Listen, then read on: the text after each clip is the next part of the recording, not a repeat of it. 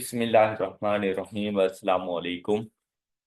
आज के लेक्चर में हम लोग डिस्कस करने लगे हैं FAR 1 के अंदर अपना last chapter, chapter number 13, accounting for NPO, not for profit organisation. अच्छा, यहाँ पर अगर आप लोग देखें ना, तो इंट्रोडक्शन टू अकाउंटिंग में जब आप लोगों को ऑर्गेनाइजेशंस के बारे में बताया जाता है ना, तो आपसे कहा गया था कि ऑर्गेनाइजेशन की दो टाइप्स होती हैं। एक हमारे पास ऐसी ऑर्गेनाइजेशन जो प्रॉफिट ओरिएंटेड होती हैं, और दूसरी ऐसी होती हैं जिनका जो ऑब्जेक्टिव होता है वो नॉट फॉर प्रॉफिट होता है। तो इंट्रोडक्शन टू अकाउंटिंग में या अब तक हम जितनी भी अकाउंटिंग करते रहे, उसमें हमारा जो फोकस होता था ना, वो प्रॉफिट ओरिएंटेड ऑर्गेनाइजेशंस के ऊपर होता था, जिन जो या तो कोई ना कोई चीज सेल कर रही होती थी, ट्रेनिंग बिजनेस में इन्वॉल्व होते थे, या सर्विस प्रोवाइडर होते थे हमारे पास, इवन के चाहे मैन्युफैक्चरर भी हों, तो प्रॉफिट अर्न करने के बारे में देखते थे।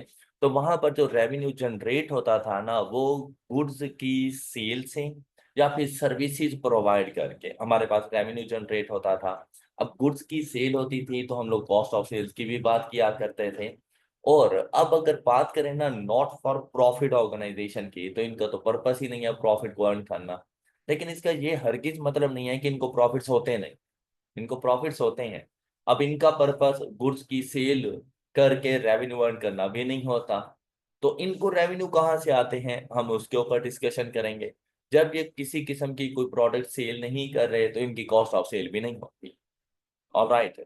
तो ये हम लोग देखेंगे कि जब प्रॉफिट नहीं आ रहे तो हमने उसको किस टर्म में जाके रिकॉर्ड करना है, इनके ऑब्जेक्टिव्स क्या क्या हो सकते हैं। तो इनके मोस्टली ऑब्जेक्टिव सोशल वेलफेयर से रेलिवेंट होते हैं। जैसे अगर आप लोग ईथी फाउंडेशन की बात करें, शौकत खानम की बात करें, इवन के आई कैप खुद एक नॉन प्रॉफिट ऑर्गेनाइजेशन है, लेकिन अच्छे भले उसके बाद सरप्लस मौजूद हैं, लेकिन उसके बावजूद नॉट फॉर प्रॉफिट ऑर्गेनाइजेशन में शुमार होता है उसका। तो यहाँ पर देखें, सबसे पहले उन्होंने आपको नॉट फॉर प्रॉफिट ऑर्गेनाइजेशन के इंट्रोडक्शन के बारे में बताया, और ये जो वर्ड लिखा हुआ है ASNPO, it means that accounting standards for not for profit organisation. तो इसके लिए स्टैंडर्ड्स ही बिल्कुल अलग से बन गए थे।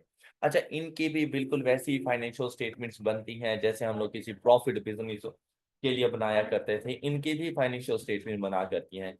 इनके पास भी हमारे पास बैलेंस शीट बनेगी, statement of changes in equity, cash flow वगैरह, ईच एंड एवरीथिंग बनता है। फिर यह है कि थोड़ी बहुत टर्म्स को हम लोग यहाँ पर आके चेंज कर दिया करते हैं। जैसा कि ये इंट्रोडक्शन आप लोग पढ़ लीजिएगा। साथ में कहता है एनपीओ में भी, अब इसमें कौन कौन सी चीजें शामिल हो सकती हैं, ये ऐसी कंपनीज फॉर्म्ड अंडर सेक्शन 30। कि हमारे पास जो कंपनीज एक्ट है ना, तो आपने अभी तक कंपनी लॉ नहीं पढ़ा होगा। तो कंपनी लॉ जब आप लोग जाके पढ़ेंगे तो वहां पर कुछ सेक्शन ऐसे मौजूद हैं जहां पर कंपनी की डेफिनेशन में बताया गया है कि अगर इस सेक्शन के तहत कोई कंपनी बनेगी ना, तो हम उसको एनपीओ कंसीडर करेंगे। फिर है trust, formed under trust act 1882। अच्छा, आपको ये नहीं याद रखने की जरूरत कि कंपनीज एक्ट 2017, ट्रस्ट एक्ट 1882, ये याद रखने की जरूरत नहीं है। अब ट्रस्ट, आप लोग देखें कि जहां पर आप लोग रहते हैं ना, वहां पर कोई ना कोई एक ऐसा हॉस्पिटल मौजूद होता है जिसके बारे में आपने सुना होगा कि ये ट्रस्ट के नाम पर है, या कोई एजुकेशनल इंस्टीट्यूट ऐसा हो सकता है कि ये ट्रस्ट के नाम पर है। तो मतलब वो अपनी तमाम तर पेशेंट, अब कोई हॉस्पिटल है तो तमाम तर पेशेंट का इलाज तो कर रहे हैं, लेकिन वो फ्री ऑफ कॉस्ट कर रहे हैं। अब उनकी कॉस्ट कौन बियर कर रहा होता है, ये हम लोग बाद में जाकर देख लेते हैं। नेक्स्ट आ गया, कुछ ऐसी सोसाइटीज बनाई जाती हैं formed under the societies registration act 1860। तो हम लोगों ने, अगर हमसे पूछेगा ना तो कौन कौन सी, तो हम लोगों ने ट्रस्ट कह देना है, सिर्फ ट्रस्ट का वर्ड। फिर हम लोगों ने सोसाइटीज का वर्ड कह देना है, and any other recognizable form of organization giving value to the group of people they administer to। ये कुछ लोग मिलकर भी अपनी एक सोसाइटी वगैरह बना सकते हैं, एक ग्रुप बना सकते हैं, जिसमें वो एक दूसरे को बेनिफिट प्रोवाइड कर रहे हो। जैसे आप लोग देखें कि फ्लड वगैरह जिन दिनों में आया था, तो बहुत सी सोशल ऑर्गेनाइजेशन बन गई थी।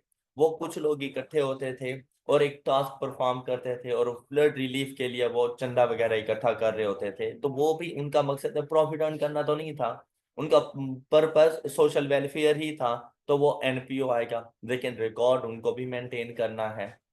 तो वो रिकॉर्ड कैसे मेंटेन करना है वो हम लोग पढ़ने के लिए जा रहे हैं। बाकी ये सारा थ्योरेटिकल पोर्शन आपने जस्ट वन टाइम रीड करना है, इससे ज्यादा आपने इसके ऊपर टाइम वेस्ट नहीं करना।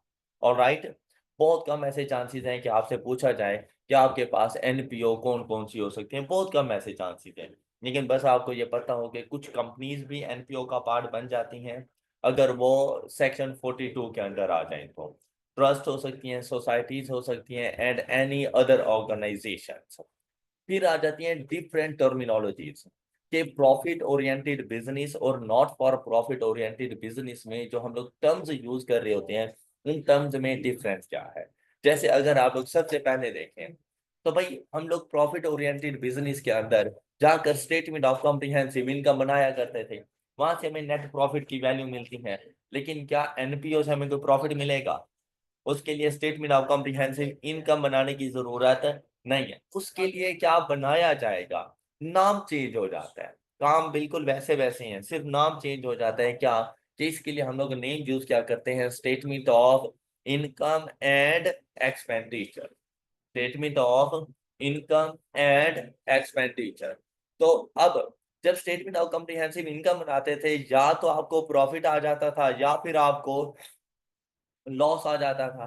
अब प्रॉफिट कब आता था? जब आपका रेवेन्यू ग्रेटर हो आपके एक्सपेंसेस से। और लॉस कब आता है? जब रेवेन्यू कम हो आपके एक्सपेंसेस से। सेम सिचुएशन एनपीओ के साथ भी आ सकती है कि उसने अपने पास statement of income and expenses बनाकर देनी है, तो कभी उसकी इनकम ज्यादा हो जाएगी उसके एक्सपेंसेस से और कभी उसके एक्सपेंसेस ज्यादा हो जाएंगे उसकी इनकम से। अगर इनकम ज्यादा हो जाती है और एक्सपेंस कम, तो लाजमी बात है आपके पास कुछ ना कुछ अमाउंट बच जाएगी। वो जो अमाउंट बचेगी आप उसको अपना प्रॉफिट नहीं बोलेंगे, आप उससे बोलेंगे सरप्लस। प्रॉफिट के लिए वर्ड यूज करेंगे हम लोग सरप्लस। और अगर आपके एक्सपेंसेस ज्यादा हो गए हैं और आपकी इनकम कम हुई है, तो ऐसी सिचुएशन में आप उसको बोलेंगे अपना डेफिसिट। डेफिसिट। सरप्लस हमारे पास क्या होता है? excess of income over expenditure is known as surplus, and excess of expenditure over income is known as deficit। ये बात क्लियर हो गई? क्या प्रॉफिट के लिए हम लोग प्रॉफिट का वर्ड नहीं यूज करने वाले, हम वर्ड यूज करेंगे सरप्लस का, या कहेंगे excess of income over expenditure. और deficit excess of expenditure over income. हम ये बात जाकर अब हम लोग इन टर्म्स को जाकर यूज किया करेंगे।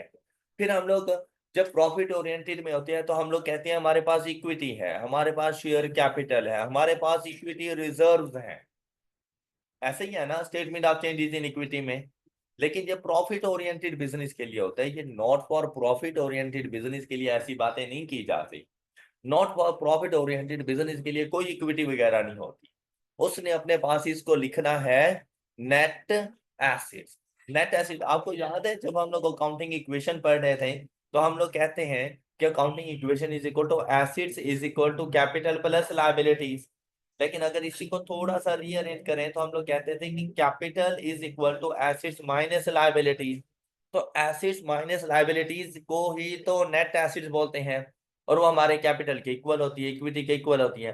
तो यहाँ पर जो हम लोग टर्म यूज करने जा रहे हैं वो यूज करेंगे नेट एसिड्स, या टर्म यूज करेंगे एक्यूमुलेटेड फंड्स, या इसके लिए टर्म यूज की जाएगी एक्यूमुलेटेड सरप्लस।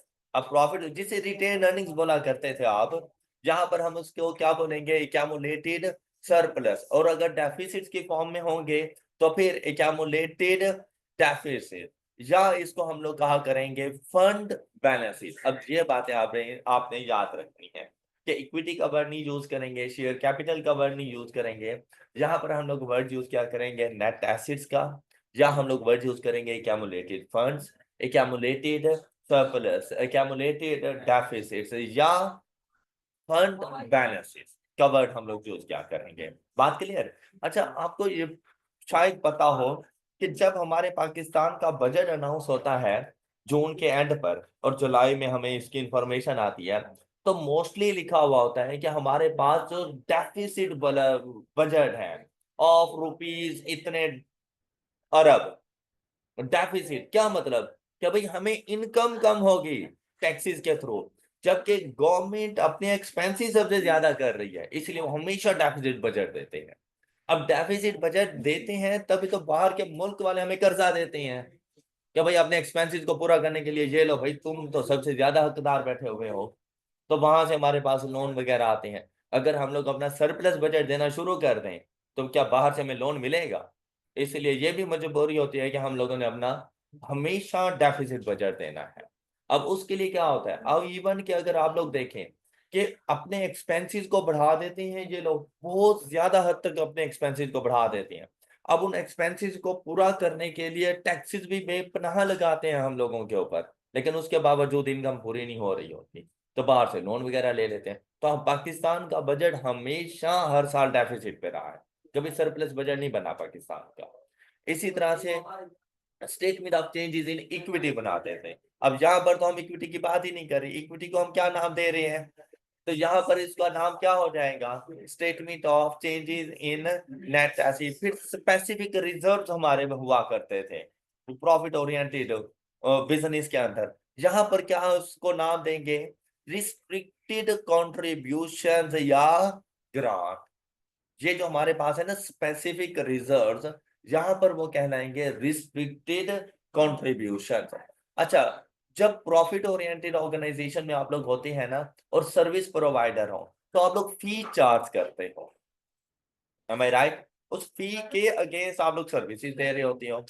जब आप लोग नॉट फॉर प्रॉफिट ऑर्गेनाइजेशन में होते हो, जैसा कि आप लोग आई कैप के अंडर आ जाते हैं, आई कैप आपको फैसिलिटेट करता है एग्जामिनेशन के हवाले से। तो आपको पता है कि आप उसको एक तो एग्जामिनेशन फी देते हो, वो एक अलग बात है, लेकिन उसके अलावा एनुअल सब्सक्रिप्शन भी देते हो, ऐसे ही है ना?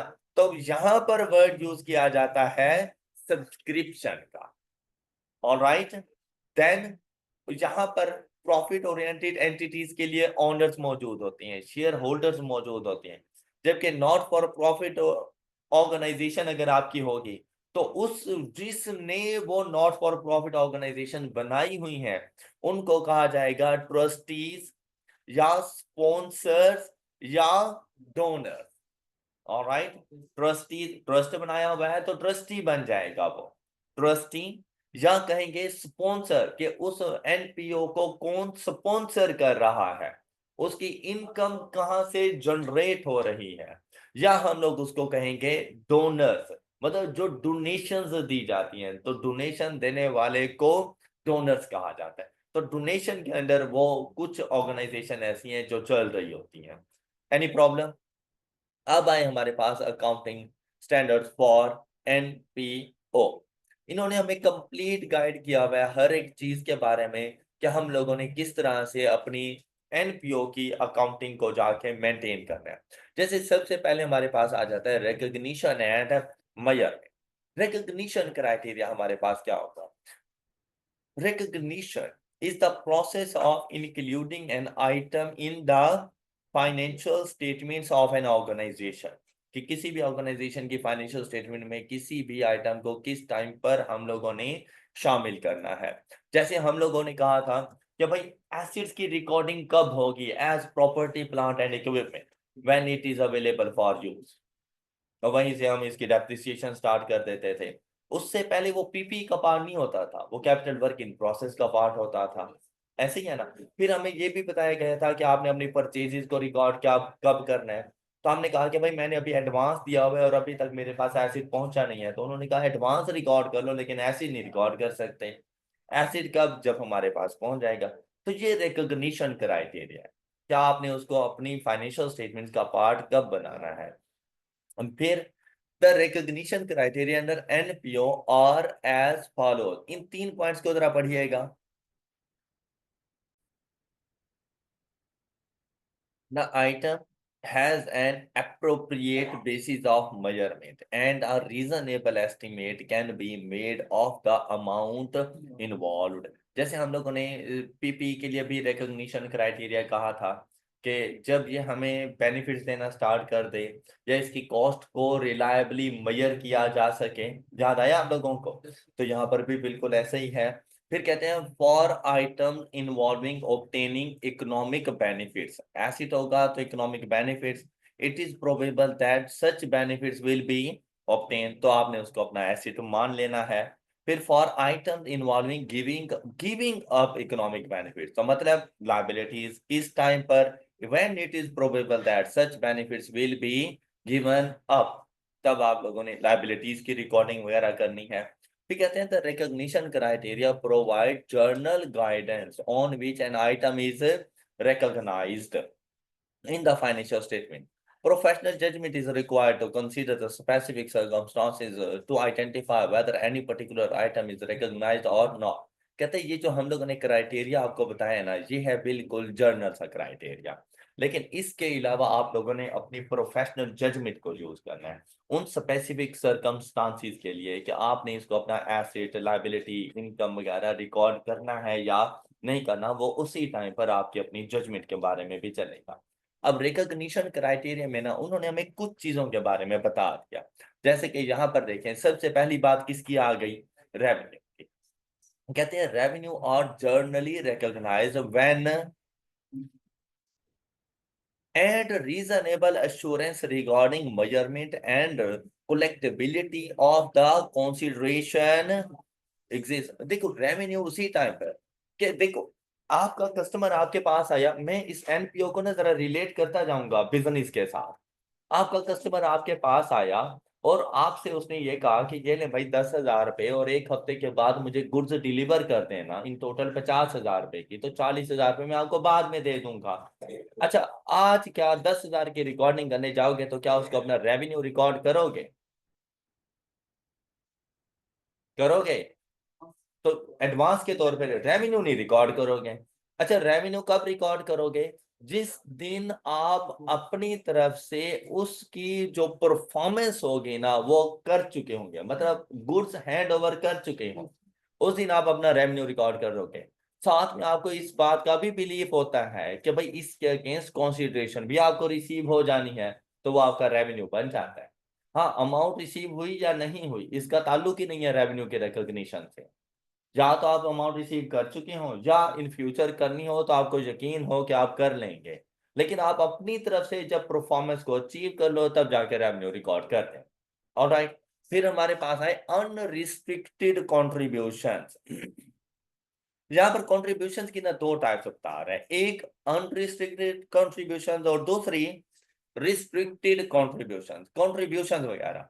देखिए भाई, अनरिस्ट्रिक्टेड रिस्ट्रिक्टेड नाम से जाहिर हो रहा है ऐसी कंट्रीब्यूशन जिनके ऊपर किसी किस्म की कोई कंडीशन अप्लाई कर दी जाए कि भाई मैं आपको ये पैसे दे रहा हूं, लेकिन ये पैसे आप लोगों ने सिर्फ इस पर्पस के लिए यूज करने हैं, पर्पस स्पेसिफिक कर दो, तो आप लोगों के पास बन जाएंगे रिस्ट्रिक्टेड कंट्रीब्यूशन। मतलब अगर मैं आपको सपोज कि मैं आपको 1,000 रुपया देता हूं और मैं आपसे कहता हूं कि इस 1,000 रुपए से ना सिर्फ आपने ये वाली एक्टिविटी परफॉर्म करनी है, तो वो 1,000 रुपए सिर्फ वहीं पे अप्लाई है, ये रिस्ट्रिक्टेड है। लेकिन अगर मैं वैसे ही 1,000 रुपये दे देता हूँ और स्पेसिफिक पर्पस नहीं बताता, तो वो जर्नल पर्पस पे अप्लाई हो सकती है कि भाई किसी भी काम के लिए आप यूज कर लें, तो वो बन जाता है हमारे पास अनरिस्ट्रिक्टेड कंट्रीब्यूशन। अब unrestricted contributions to NPO do not normally arise from the NPO. ये काम तो कर ही नहीं रहा ना, सेल ऑफ गुड्स, अगर कर भी रहा होगा तो बहुत कम ऐसे चांसेस हैं। सेल ऑफ गुड्स से कहता है कि ये हमारे पास नहीं आता, और the rendering of services and consequently performance achieved is generally not relevant to the recognition of unrestricted contribution. Such revenue are generally recognized when, अब ये वो इंपॉर्टेंट बातें हैं जो आपकी कॉम्प्रिहेंसिव एग्जाम्पल में आपकी हेल्प करेंगी। क्या आपको क्वेश्चन में बता दिया जाएगा कि भाई आपकी कॉन्ट्रीब्यूशंस हैं, बताएगा कि ये रिस्ट्रिक्टेड है या अनरिस्ट्रिक्टेड है, तो अब यहाँ पर हमें एक रिकॉग्निशन क्राइटेरिया ने बताया कि अगर अनरिस्ट्रिक्टेड कंट्रीब्यूशन है तो आपने इसका ताल्लुक आपकी परफॉर्मेंस के साथ नहीं होता, परफॉर्मेंस अचीव है नहीं है इसका उससे कोई ताल्लुक नहीं है। आप जब भी अनरिस्ट्रिक्टेड कंट्रीब्यूशन को रिसीव करो फौरन से उसको अपना रेवेन्यू बना दो। Alright, next, restricted contributions. Restricted contribution are recognized based on the nature of भाई उसके ऊपर क्या कंडीशन अप्लाई की गई थी, जब वो कंडीशन फुलफिल हो जाए तब जाके उसको आपने अपना रेवेन्यू बनाना है, उससे पहले अपना रेवेन्यू इसको नहीं बना सकते। फिर आ गए हमारे पास किसी भी किस्म के कोई गेन्स वगैरह। Gains are generally recognised when realised, मतलब नॉन करंट एसेट को सेल कर दिया तो gain on sale of non current asset क्या रियलाइज हो गया, फौरन से जाके रिकॉर्ड कर दो। लेकिन अगर नॉन करंट एसेट के ऊपर किसी किस्म का कोई रिवैल्यूएशन सरप्लस आ रहा था तो वो रियलाइज नहीं होता, इस वजह से वो इनकम स्टेटमेंट का पार्ट भी नहीं बनता। Alright, next expenses and losses. Get the expenses or losses are generally recognized when an expenditure or previously recognized asset does not have future economic benefits. Expenses are related to period on the basis of transaction or events occurring in that period or by allocation applying the matching concept. Matching concept क्या होता है कि भाई जिस साल में आप revenue earn कर रहे हो ना, उसी साल के एक्सपेंसेस उसी साल में रिकॉर्ड करें, ये मैचिंग कॉन्सेप्ट है। तो आप लोगों के एक्सपेंसेस के हवाले से भी बिल्कुल ऐसा ही है कि एक्सपेंसेस जिस पीरियड से रिलेट कर रहे हैं आपने वो एक्सपेंसेस उसी पीरियड में जाकर रिकॉर्ड करने हैं, इररिस्पेक्टिव कि आप पे कर चुके हैं या नहीं पे किया हुआ। Any problem? नेक्स्ट आ गए हमारे पास रिकॉग्निशन के बाद मेजरमेंट। मेजरमेंट को पढ़िएगा जरा, पढ़ते ही आपको समझ आ जानी है इस थ्योरी की। मेजरमेंट में कोई इशू? अच्छा, नेक्स्ट हमारे पास आ जाती है इससे relevant fund accounting. Fund accounting हमारे पास क्या होती है, comprises the collective accounting procedure resulting in a self-balancing set of accounts for each fund established by legal, contractual, or voluntary action of an NPO.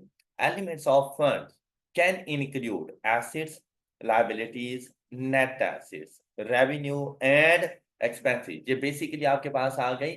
जैसा आप लोग ने कहा था बिजनेस ऑर्गेनाइजेशन में के अंदर कि हमारे पास ना फाइनेंशियल स्टेटमेंट के कुछ एलिमेंट्स होते हैं, उनमें आप लोग कहते थे assets, liabilities, equity, income and expenses.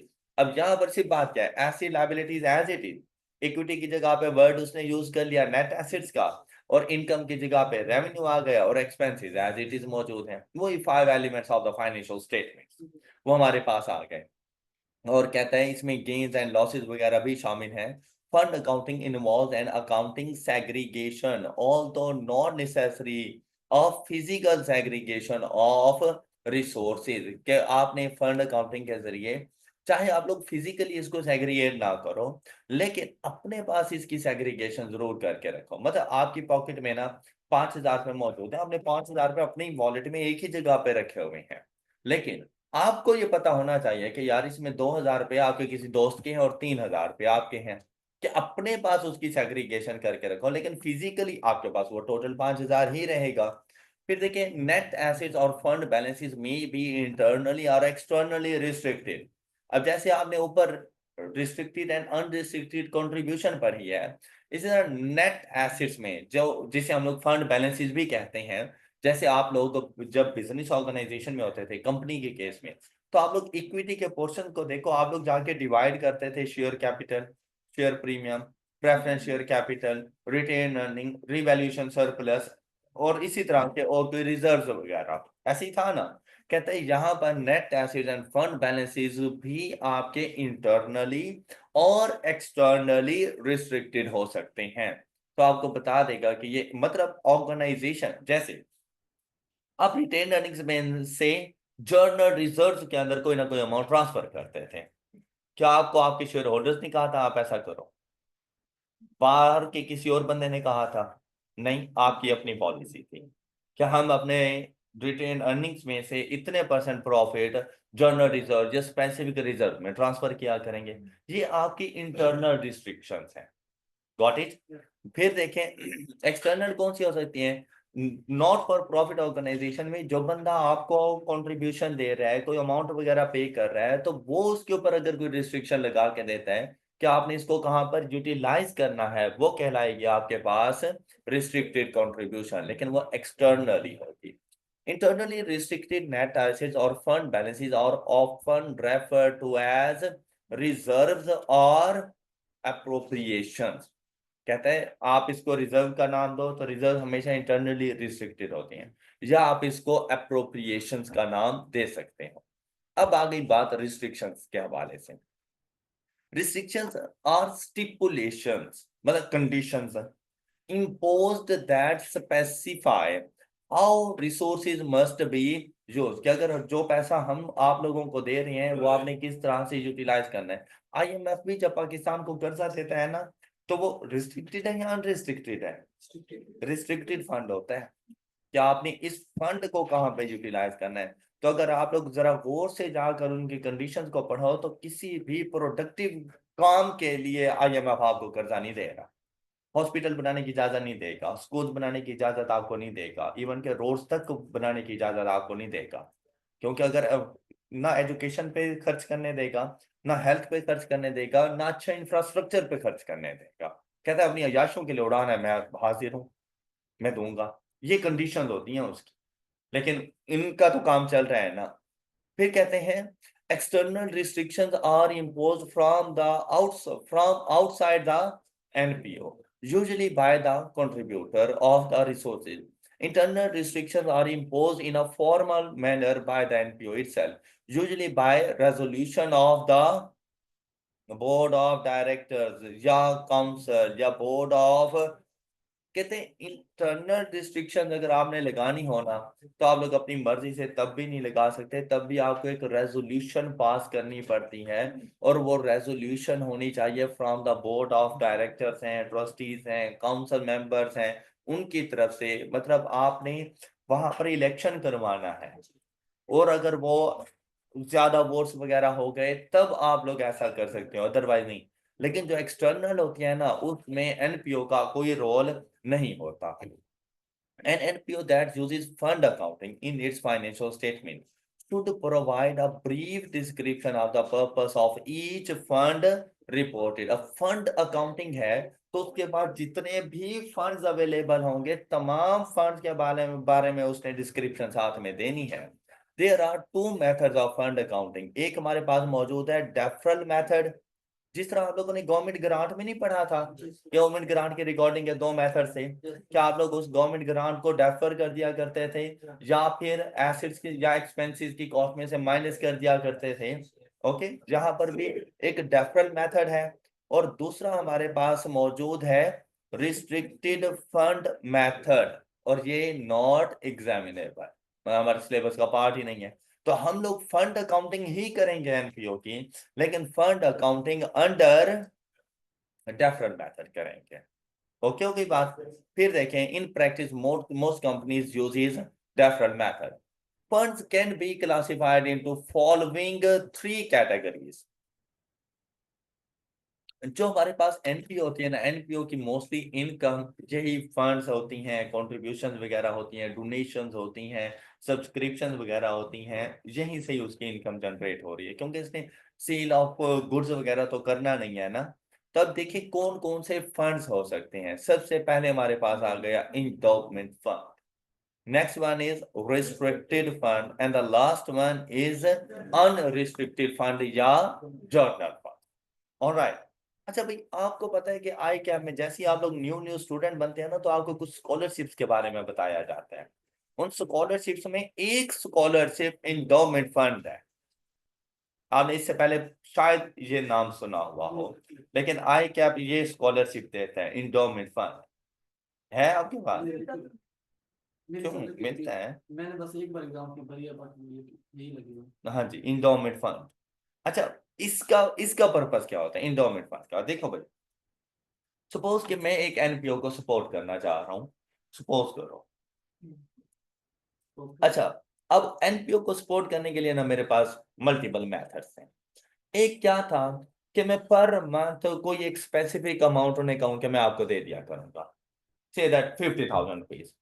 मैंने उस एनपीओ से कहा कि भाई हर महीने ना 50,000 रुपये मैं आपको दे दिया करूंगा।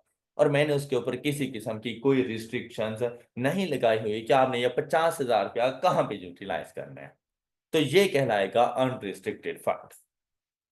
Got it? दोबारा सपोज करो कि मैं 50,000 रुपये पर मंथ दे रहा हूं, लेकिन मैंने उसके ऊपर रिस्ट्रिक्शन लगाई हुई है कि भाई ये 50,000 रुपये आपने यूटिलाइज करने हैं ऑन मेडिसिन, हेल्थ पर्पस के लिए। अब मैंने इसके ऊपर रिस्ट्रिक्शन लगा दिया है, ये कहलाएगा रिस्ट्रिक्टेड फंड। Got it?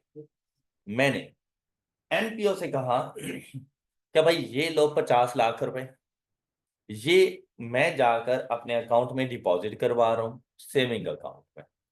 आपकी नजर मेरे 50 लाख रुपए के ऊपर ना हो, लेकिन बैंक वाले अगर इसके ऊपर कोई इंटरेस्ट देते हैं, क्योंकि मैंने सेविंग अमाउंट अकाउंट के अंदर रखा हुआ है, या मैं कहीं पे जाके इन्वेस्ट कर देता हूं, तो मैं एनपीओ से कहता हूं कि भाई मेरी प्रिंसिपल अमाउंट मेरी ही है, वो मैं आपको नहीं दे रहा, लेकिन इसके ऊपर अगर कोई इनकम जनरेट होती है, वो इनकम आपने यूटिलाइज करनी है। इसे कहा जाता है इंडोमेंट फंड। रिसोर्सेज ट्रांसफर नहीं किए, रिसोर्सेज पर आने वाला बेनिफिट ट्रांसफर कर रहा हूं, ये इंडोमेंट फंड है। अब तीनों में यही बस डिफरेंस है। जल्दी से इन तीनों को स्टडी करें।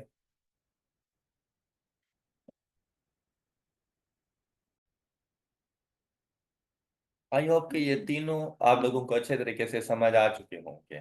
थ्योरी कंप्लीट कर लिया आप लोगों ने? अच्छा, अब ये आ गई आपके पास एक छोटी सी एग्जांपल, मतलब जस्ट टू चेक कि आपको वो चीज समझ आई है या नहीं। जैसा कि देखें, requirement identify the type of about funds. कौन कौन से हो सकते हैं? या तो आपके पास होंगे domain fund, restricted and unrestricted fund. अब देखें, कहते हैं a professional body of accountancy, accountants, मतलब आई कैप समझ लें, आई कैप हो गया, उसने कहा एनपीओ है, set up a fund for financial support of deserving student. I cap ने ऐसा किया हुआ है, फाइनेंशियल सपोर्ट जो स्कॉलरशिप्स वगैरह मिलते हैं डिजर्विंग स्टूडेंट्स को। For this purpose, rupees 100 million have been allocated that will be invested, and 80% of the investment income shall be used for the student support, and 20% of investment income shall be added to the fund investments. The fund investment shall not be available for use by the NPO. Its operations, and NPO shall preserve the principal amount को preserve करना है, उसको utilise नहीं करना। Even के इसमें अगर आपको सपोज 100 मिलियन पर आपको 10 मिलियन का बेनिफिट हो जाता है फर्स्ट ईयर में, उस 10 मिलियन को भी आपने यूज नहीं करना, आपने उसका 80% यूज करना है। आप 8 मिलियन यूज करेंगे, रिमेनिंग 2 मिलियन आपने दोबारा से इन्वेस्ट कर देना है। तो वो जो मेरी इन्वेस्टमेंट है 100 से 1 और 2 मिलियन की हो जाएगी। फिर नेक्स्ट टाइम भी बिल्कुल ऐसे ही, जितनी इनकम आए उसका 80% यूज करना है, 20% फंड में आप लोगों ने जाके दोबारा से इन्वेस्ट कर देना है। ओके, तो ये क्या कहलाएगा? Endowment fund. क्लियर होगी बात? क्योंकि आप प्रिंसिपल अमाउंट को यूटिलाइज नहीं, लेकिन इसमें ये नहीं है कि जितना बेनिफिट मिल रहा है सारा यूटिलाइज करें, नहीं भाई, जितना बेनिफिट मिल रहा है उसकी जो परसेंटेज बताई है बस, इट्स ओके, इंडोमेंट फंड बन गया आप लोगों का। Got it? फिर हेल्थ केयर। अच्छा, अक्सर जो एनपीओ आपके पास आएंगे ना, वो हेल्थ केयर से रेलिवेंट होंगी, वो किसी स्पोर्ट्स वगैरह से रेलिवेंट होंगी आप लोगों के पास। NPO has raised money through special marketing. अब अगर आप लोग यहाँ पर देखें, जैसे ईथी फाउंडेशन है, तो आप लोगों को याद होगा कि ईथी साहब पूरी कंट्री घुमा करते थे, फंड रेजिंग इवेंट्स किया करते थे। तो उनको अक्सर जो फंड रेजिंग होती थी वो बेसिकली जर्नल लेवल की होती थी।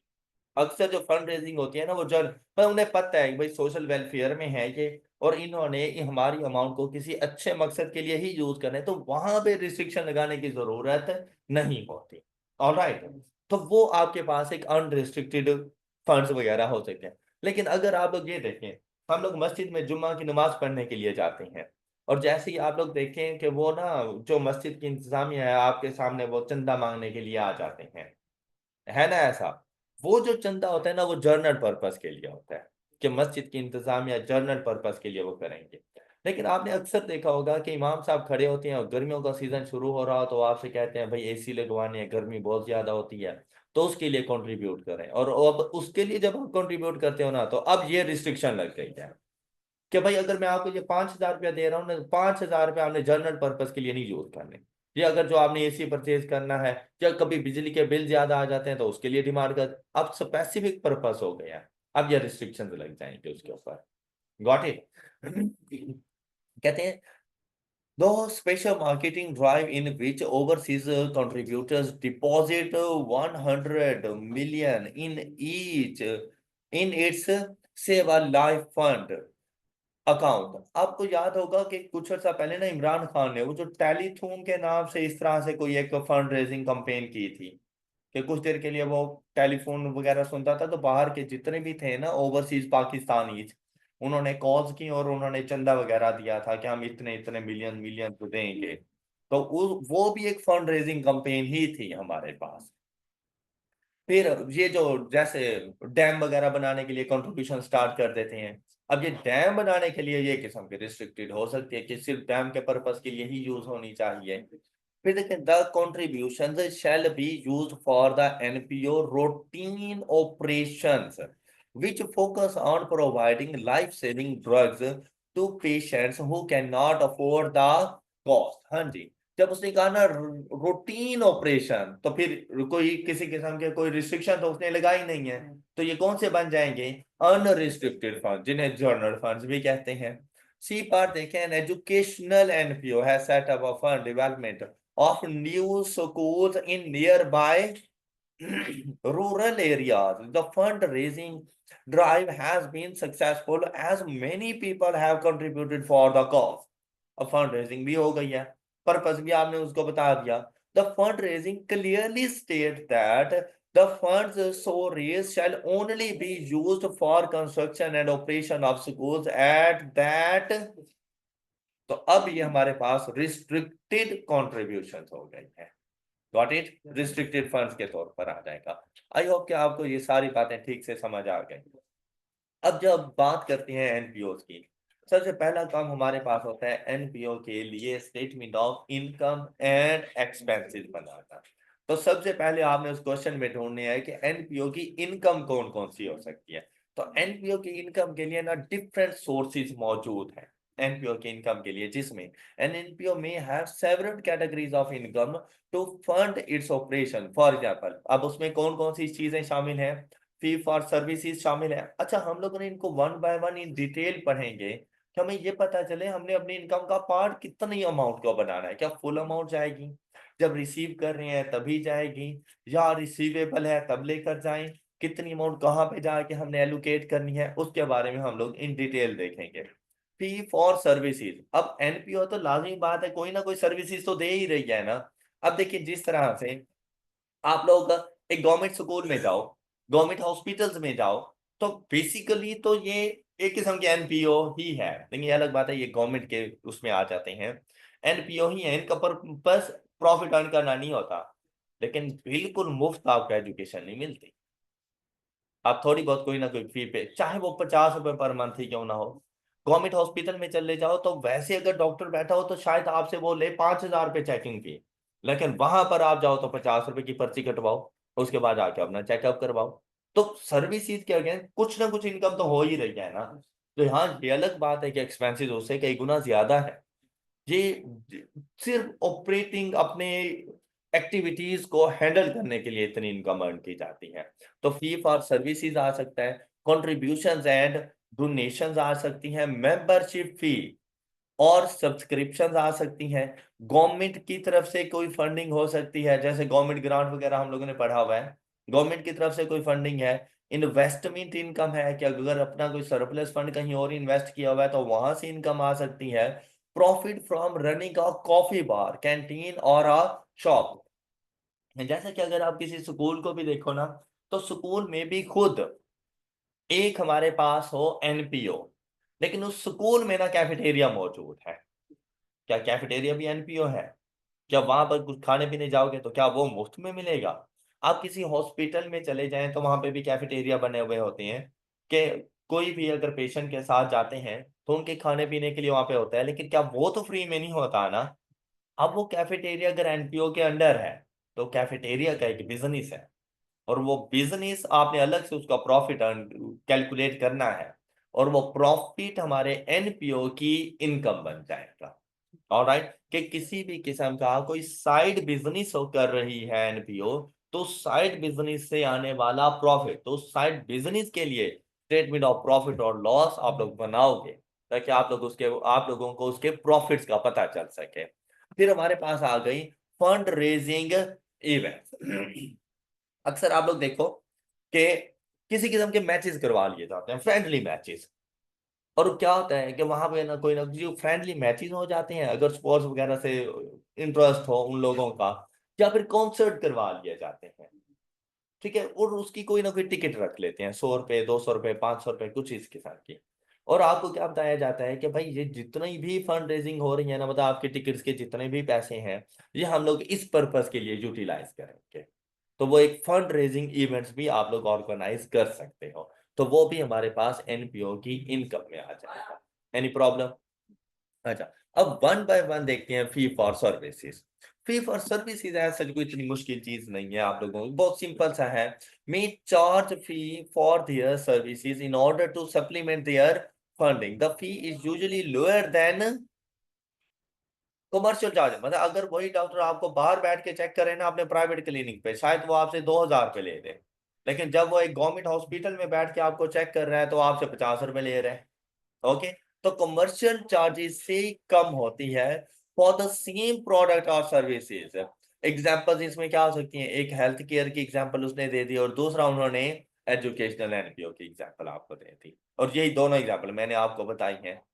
Any problem? फिर ये तो जैसे ही हमारे पास आएगी वैसे ही हमारी इनकम का पार्ट बन जाएंगी, फॉर द पीरियड जितनी भी फी फॉर सर्विसेज होंगी हमारी इनकम का पार्ट बन जाएंगी। फिर हमारे पास आ जाती है कंट्रीब्यूशन या फिर डोनेशन। अब इनके बारे में हम लोगों ने पढ़ा हुआ है कि ये रिस्ट्रिक्टेड है, अनरिस्ट्रिक्टेड है, या इंडोमिट फंड वगैरह है। तो जब भी इस किस्म की कोई कॉन्ट्रीब्यूशन डोनेशन वगैरह है तो आपने उनको पहले क्लासीफाई करना है। अब यहाँ पे देखें, कहते हैं contribution can come from many sources, including individuals, corporations, government, and other NPO. Contribution include contribution receivables that meet the criteria for recognition in the financial statement. मतलब ये नहीं है कि जो आप लोग कह दें कि हम रिसीव कर चुके हैं सिर्फ उसको नहीं रिकॉर्ड करना, लेकिन अगर कोई आपसे ये कह दे कि भाई हाँ मैं आपको फ्यूचर में कुछ अमाउंट पे कर दूंगा, तो वो कंट्रीब्यूशन रिसीवेबल है।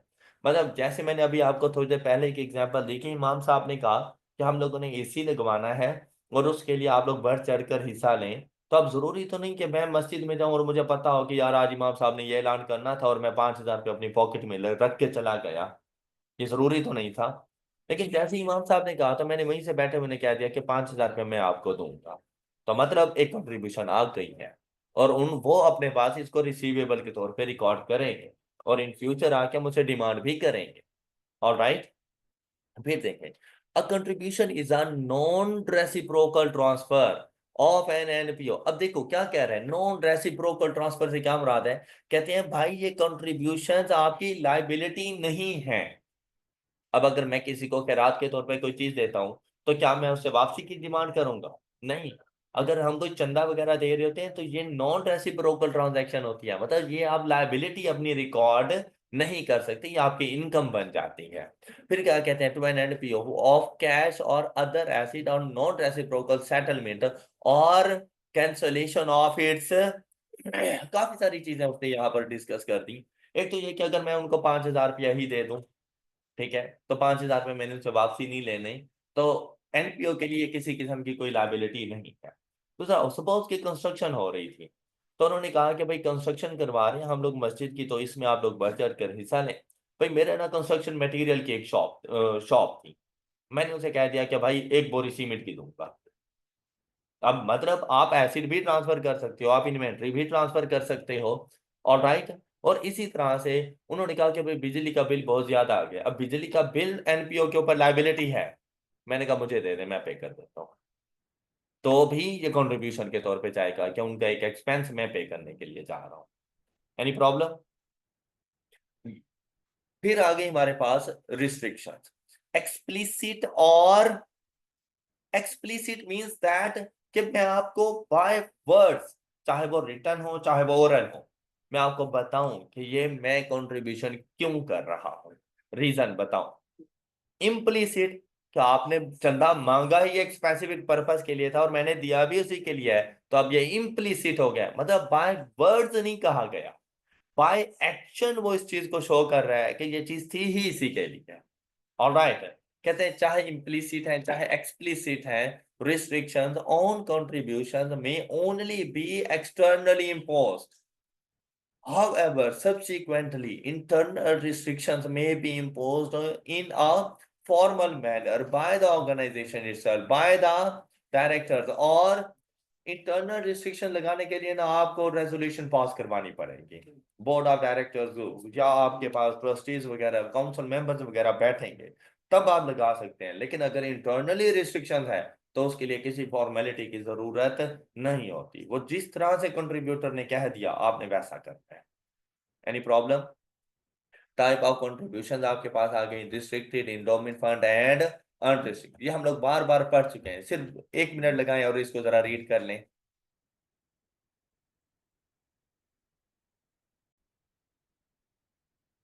कोई न्यू बात? सब कुछ क्लियर? अच्छा, अब आ जाए एग्जाम्पल नंबर 2 पर। एग्जाम्पल नंबर 2 में क्या कुछ कहा गया, कहते हैं identify the type of contribution in which in the above circumstances. ये आपकी होम असाइनमेंट बन गई है। ओके, आपने इसको जरा देख लेना है।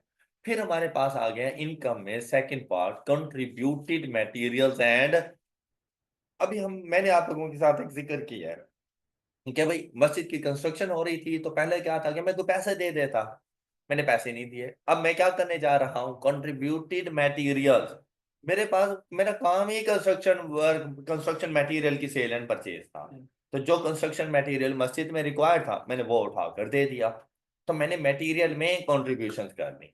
अच्छा, दूसरा आ रहा है सर्विसेज। क्या मस्जिद में काम करने के लिए लेबर की जरूरत नहीं होगी?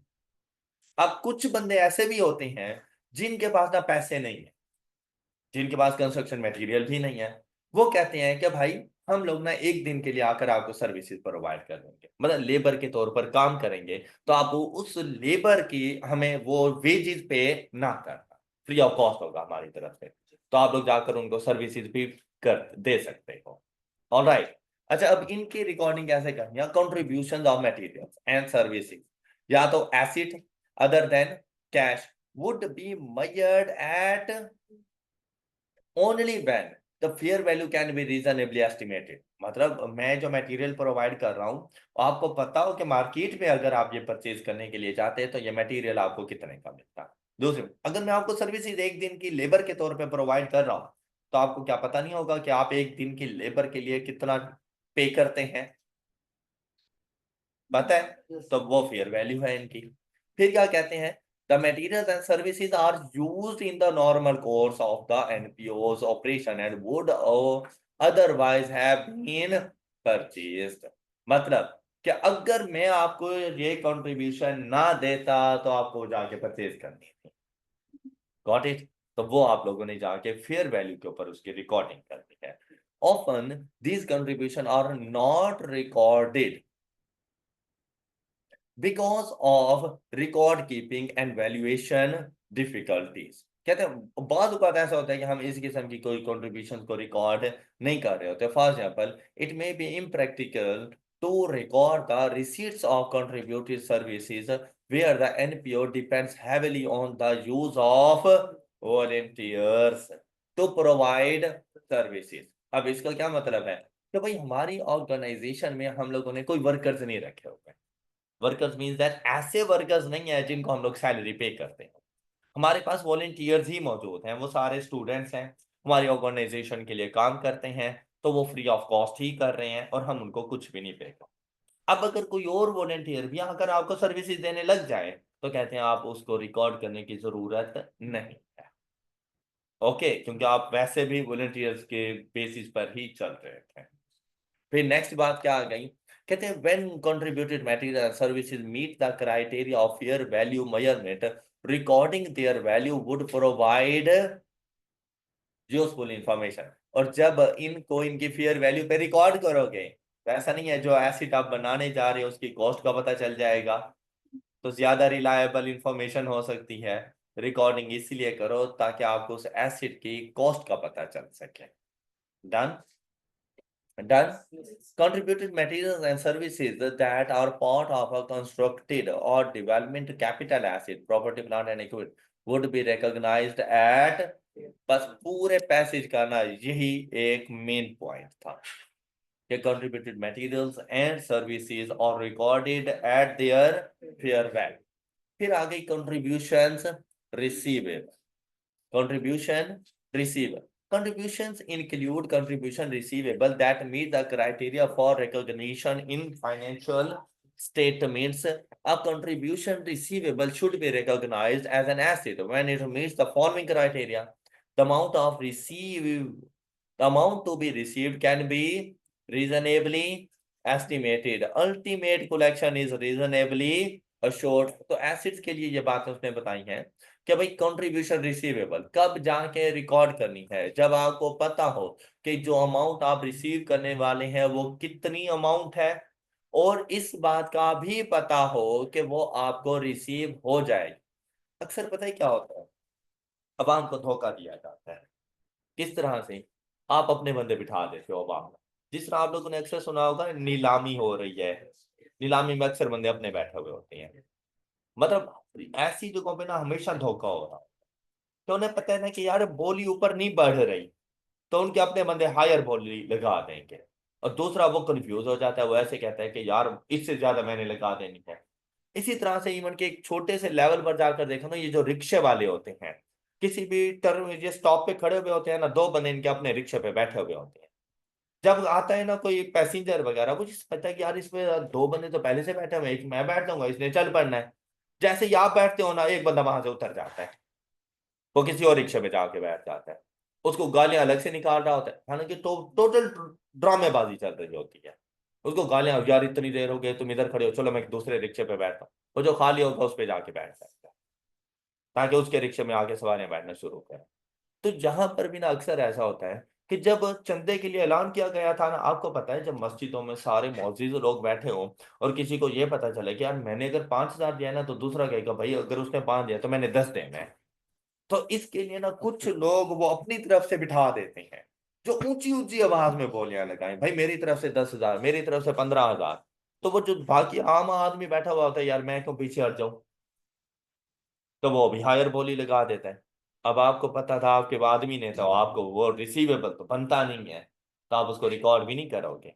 रीजनेबल एश्योरेंस ही नहीं है आपके पास कि वो आपको मिलने हैं। हाँ, बाकियों के लिए आप रिकॉर्डिंग करोगे। ओके। तो ऐसे मामला से हमेशा बच कर रहे, जज्बात में कभी भी नहीं आ जाता, ये उनके अपने बनाए हुए सारे लोग होते हैं। नेक्स्ट देखो, इन particular recognition of pledge and bequest shall be recognized as follows। हाँ जी, pledge क्या चीज है? recognition of a pledge। कुछ ऐसे मामला भी आएंगे पर्टिकुलरली जहां पर आपको प्लेज वगैरह की रिकॉग्निशन करनी होगी। प्लेज क्या होता है आप लोगों के पास? लोन लेने के लिए जैसे हम लोग मॉर्गेज वगैरह करवा लेते हैं अपनी कोई प्रॉपर्टीज वगैरह, कुछ प्लेज वगैरह हो जाती हैं, तो इस तरह की। और दूसरा आ गया हमारे पास bequest। क्या मतलब? विरासत। विरासत, अगर कोई आदमी मर जाता है तो वो ना मरने से पहले अपनी वो वसीयत लिखवा के जाता है, और उस पे मेंशन होता है कि भाई मेरे मरने के बाद मेरी जायदाद का इतने % पोर्शन इस ट्रस्ट के नाम कर देना। तो उसके मरने का फिर इंतजार करो, क्योंकि रीजनेबल एश्योरेंस नहीं है ना कि उसने कब मर जाना है। तो जब तक वो मर ना जाए तब तक आप रिकॉर्ड नहीं कर सकते। हाँ, ये अलग बात है वो उरा से लिख के बैठा है, अब ऐसा नहीं है आप उसको जाके मार दो, तो आपको पता ही नहीं है कि कब तक उसने जाना है। तो इस सिचुएशन में क्या कहते हैं, shall be recognized as following. A pledge is a promise to contribute cash और other asset to an NPO. Similarly to any other contributions, receivables, an uncollectible pledge would only be recognized when it meets the above recognition criteria।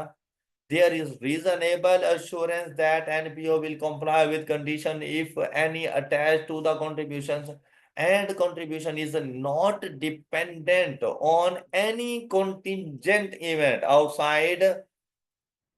मैंने NPO से कहा क्या पाकिस्तान अगर अपना अगला match जीत गया ना तो फिर मैं तुम्हें 10,000 रुपए दूंगा।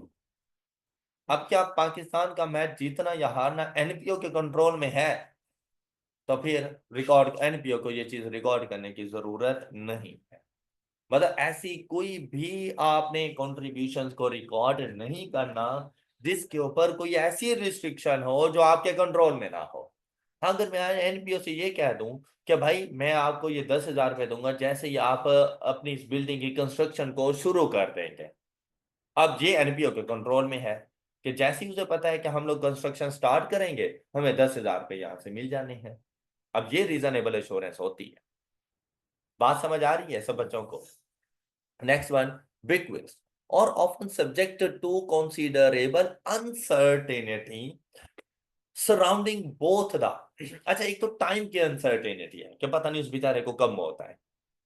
दूसरा, उसने कहा है कि भाई मेरी कुल जायदाद का 50% देना। अब ये भी नहीं पता 50% बनता है कितना है, वो तो जब बाद में हिसाब किताब होंगे तो पता चलेगा ना कि टोटल जायदाद कितनी है, उसका 50% कितना बनता है। तो उसके लिए कहते हैं कि time of the receipts and the amount that will be actually received in many cases the recognition criteria will not be satisfied and the bequest will not be recognized until it is received। I hope ये सारे points clear हैं सब बच्चों को? अच्छा, contribution revenue, अब ये बिल्कुल वैसे ही है जैसे अभी आप लोगों ने तमाम पढ़ा। तो उसके लिए रिकॉग्निशन क्राइटेरियाज आपको बताए गए हैं यूजिंग द डेफरल मेथड। अब देखो दूसरा जो मेथड था हम लोग वैसे ही नहीं यूज कर रहे। Deferral method the contributions and related income और रिकॉग्नाइज्ड एज फॉलोज। जरा इसको पढ़िएगा, ये आपके न्यूमेरिकल क्वेश्चन में बहुत ज्यादा हेल्प करने वाला है। एक मरतबा इसकी रीडिंग करें।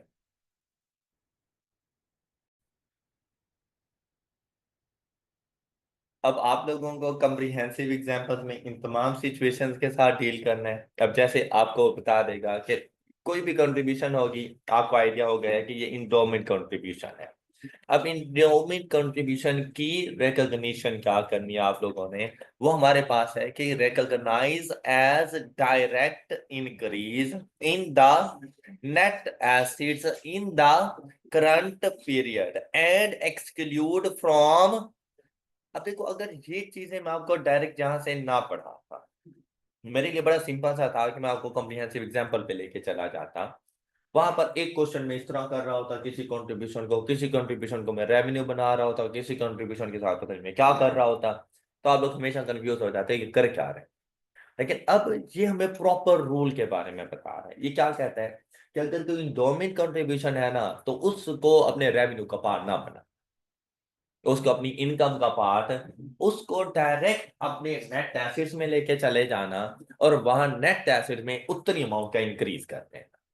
ओके, फिर क्या कहते हैं, this is because endowment contribution will never be available to meet expenses. अब इसका ताल्लुक एक्सपेंसेस के से नहीं होता associated with the organisation services delivery activities. अच्छा, हमसे जो रेलिवेंट बात थी ना वो सिर्फ ये थी, बस इंडोमेंट कंट्रीब्यूशन की हमें अकाउंटिंग ट्रीटमेंट का पता चल गया है कि अगर इंडोमेंट कंट्रीब्यूशन होंगी जितनी भी फॉर द ईयर आएंगी वो हम लोगों ने नेट एसेट्स में इनके मतलब इक्विटी समझ लें, यहाँ पर उसको नेट एसेट का नाम दे रहे हैं, वहां पर इंक्रीज कर देंगे और हम लोग इसको अपने रेवेन्यू का पार्ट नहीं बनाएंगे, इनकम में नहीं लेकर आएंगे।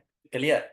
फिर देखें, रिस्ट्रिक्टेड कॉन्ट्रीब्यूशंस हैं for expenses of current period. अच्छा, रिस्ट्रिक्टेड है तो आपने जरूर देखना है कि भाई ये रिस्ट्रिक्शन किस चीज के ऊपर लगी हुई है। अब अगर ये रिस्ट्रिक्शन थी ना कि for expenses of the current period, तो फिर आप लोगों ने इनको करंट पीरियड की रेवेन्यू का पार्ट बना देना है। ऑलराइट। अच्छा, फिर देखिए, recognised as revenue in current, मतलब मैंने जाकर कुछ कंट्रीब्यूशन दी और मैंने कहा कि ये जो आपने अपने वर्कर्स को इस मंथ की सैलरीज देनी है ना, इन अमाउंट में से पे करना। अब सैलरी तो करंट मंथ की थी, उन्होंने मेरा एक्सपेंस बनना है, तो ये जो अभी मैंने कॉन्ट्रीब्यूशंस किए हालांकि रिस्ट्रिक्टेड थी, लेकिन करंट मंथ्स के या करंट पीरियड के एक्सपेंसेस को मीट करने के लिए थी, इनकम का पार्ट बन गया। ओके ओके बात। फिर रिस्ट्रिक्टेड कॉन्ट्रीब्यूशंस हैं लेकिन एक्सपेंसेस हैं फॉर, अच्छा आप लोग खुद बताओ कि एक्सपेंस होना है फ्यूचर, कंट्रीब्यूशन मैं आज कर रहा हूं, तो क्या आज आप उसको अपनी इनकम बनाओगे?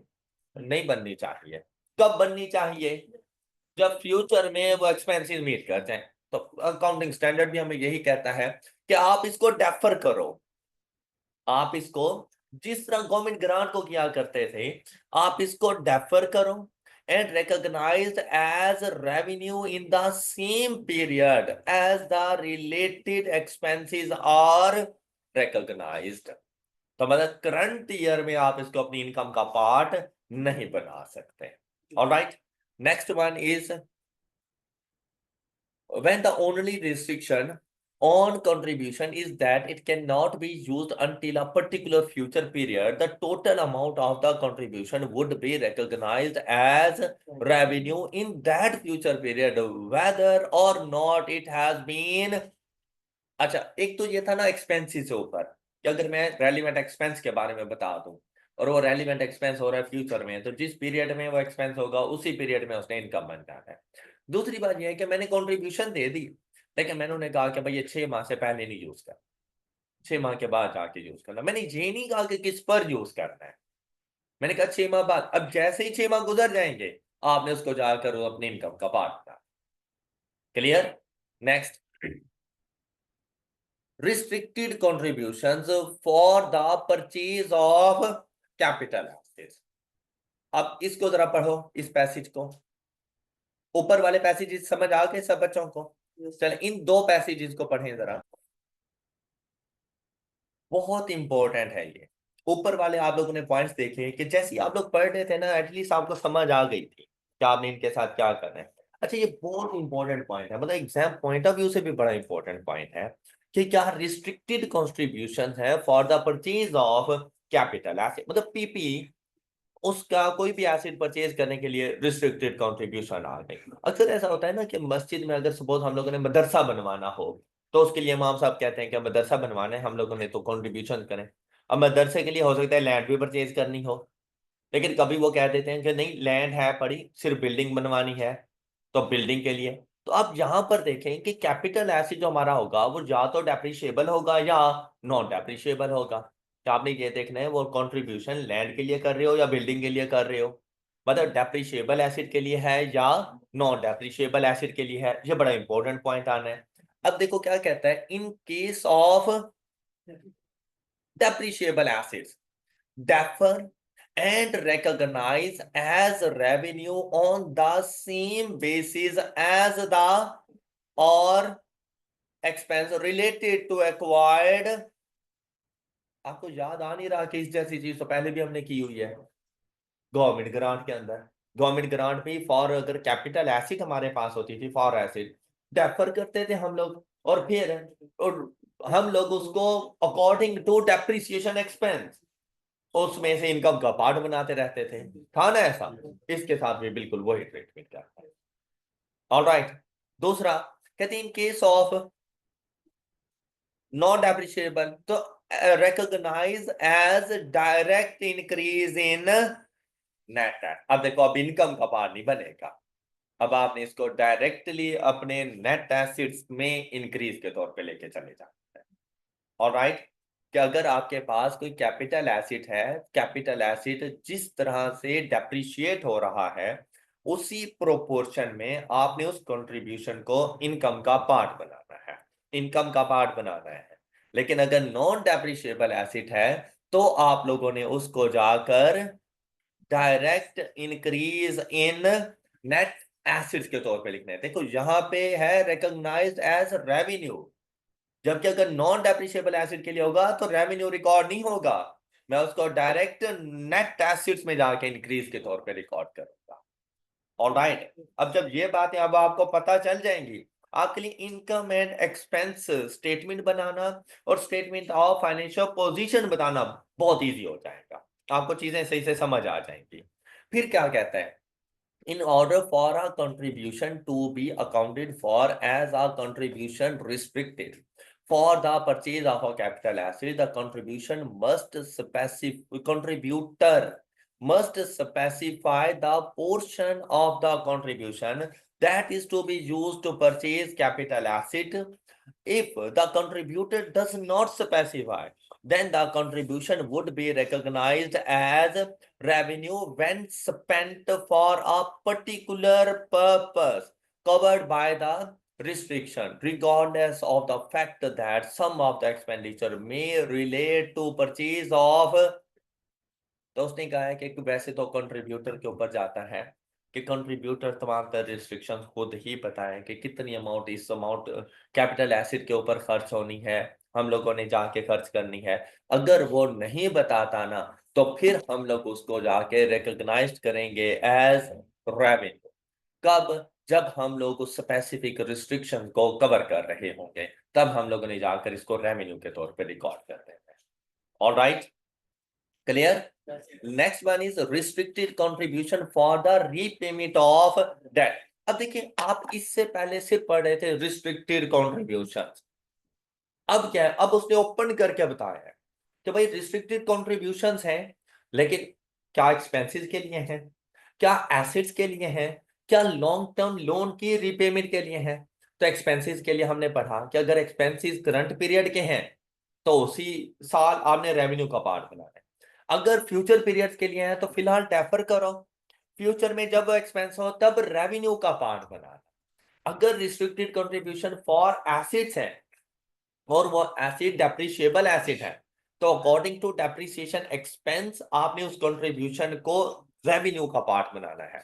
और अगर वो नॉन डेप्रिशिएबल एसिड के लिए है तो फिर जैसे ही आप वो नॉन डेप्रिशिएबल एसिड एक्वायर करोगे तो आपने जाकर उसको अपने नेट एसिड में इंक्रीज के तौर पे रिकॉर्ड करना है।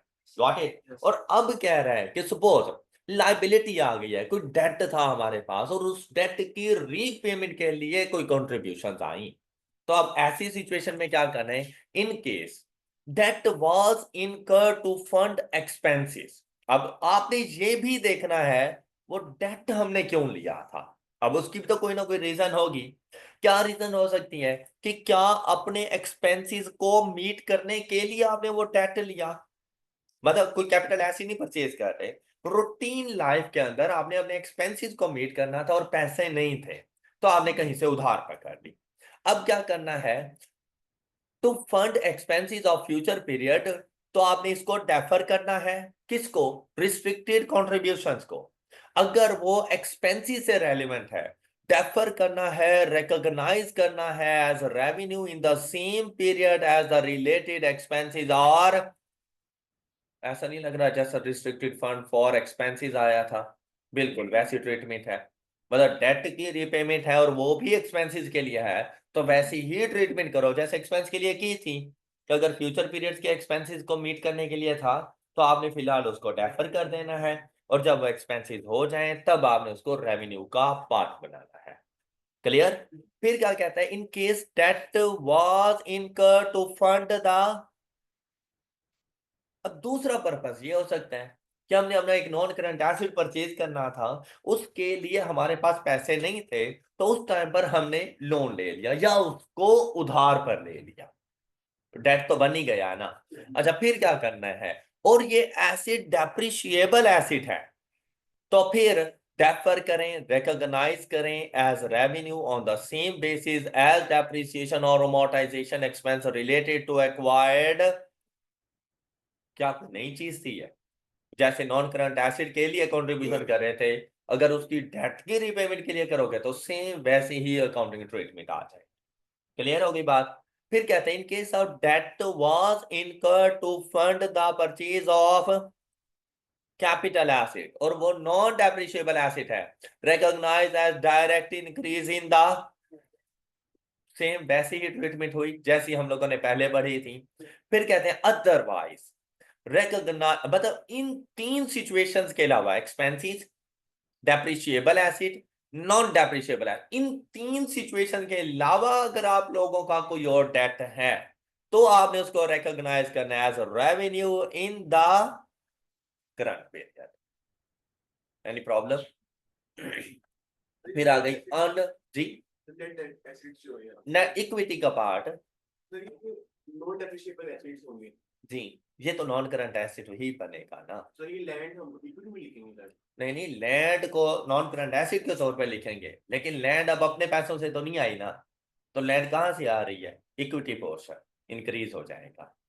ये देखो, या तो आप अपना कैश डिक्रीज करते, कैश तो आप अपना पे कर नहीं रहे क्योंकि कंट्रीब्यूशन थी आप लोगों के पास, तो वो कंट्रीब्यूशंस अब इक्विटी की नेचर क्रेडिट नहीं होती, तो लैंड डेबिट हो जाएगा और इक्विटी एलिमेंट मतलब कंट्रीब्यूशन वो आप लोगों के पास जाकर क्रेडिट हो जाएगा। ओके, इनकम के तौर पर इसको रिकॉर्ड, मतलब ऐसा नहीं करना कि आपने कैश टू इनकम इस तरह से रिकॉर्ड करके इसको नहीं लेके चल। अनरिस्ट्रिक्टेड कॉन्ट्रीब्यूट, अब जब अनरिस्ट्रिक्टेड है तो जैसे ही आप करंट पीरियड में रिसीव करोगे उसको रेवेन्यू रिकॉर्ड कर दो। सब बच्चों को क्लियर हो गई बात? कोई मसला? Deferred contribution balance should be presented in the statement of financial position outside net assets as भाई सबसे बेस्ट अगर यहाँ पे समझाना होता है तो गवर्नमेंट ग्रांट को सामने रख लिया करो। तो गवर्नमेंट ग्रांट अगर देखो, क्या इक्विटी का पार्ट बनती थी जब आप डेफर करते थे? किसका पार्ट बनती थी? तो भाई इधर भी अगर कोई डेफर्ड कॉन्ट्रीब्यूशन आप लोग कर रही हो अक्सर जगहों पे, तो आपने उसको अपनी लायबिलिटी कंसीडर करना है। हाँ, अगर उसमें से अब कोई इनकम का पार्ट बन रहा है तो आप अपने नेट एसेट्स में भी लेके जा सकते हो, अगर वो डायरेक्ट नेट एसेट्स में जा रहा है। इनकम पे आ रहा है तो इनकम स्टेटमेंट में लेकर आ जाओ। तो हम लोग ऐसा करते थे। ओके, अच्छा, अब ये आपके पास एग्जांपल नंबर 3 ये आप लोगों ने खुद सॉल्व करनी है। एग्जांपल नंबर 4 भी आपको समझ आ जाएगी, 5 भी आपको समझ आ जाएगी। नेक्स्ट लेक्चर में मैं आपके साथ डिस्कस करूंगा मेंबरशिप फी के हवाले से and onward. That's all for today. अपना ख्याल रखिए, अगले लेक्चर में मिलते हैं। अल्लाह हाफिज।